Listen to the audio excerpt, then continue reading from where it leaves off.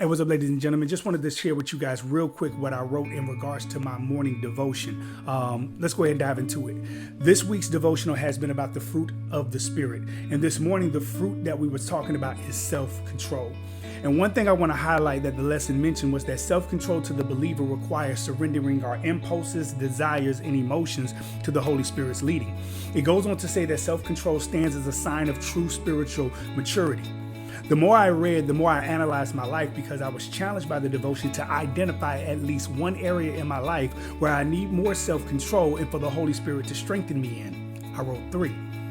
This part of the devotion required me to analyze myself and confess the details. It challenged me to be honest with myself. And if I'm going to be honest, one of those areas that I wrote down, I really didn't want to face it and write it down. And it's crazy because I think about it in my mind, but to write it was like peeling back the skin, and I really didn't want to do it because of the pain that it was causing. But that's just it, right? Self-control to the believer isn't keeping it all together, but peeling back the sin, peeling back the lie to let the truth bleed out. And so I sat in my living room realizing that I needed to bleed out all that I was trying to control and just surrender it to the Lord. And one of the main things I have to bleed out is the blame and punishment I put myself through for past mistakes and failings. I am hard on myself to the point that sometimes I think that I'm not worthy of God's grace and mercy. And that couldn't be farther from the truth. But I have been reading about and praying about and speaking more about God's grace and what that looks like in our lives. My studies took me to Deuteronomy when Moses told Israel that God isn't giving them the land of Canaan because of their righteousness, because as we all know, Israel wasn't righteous.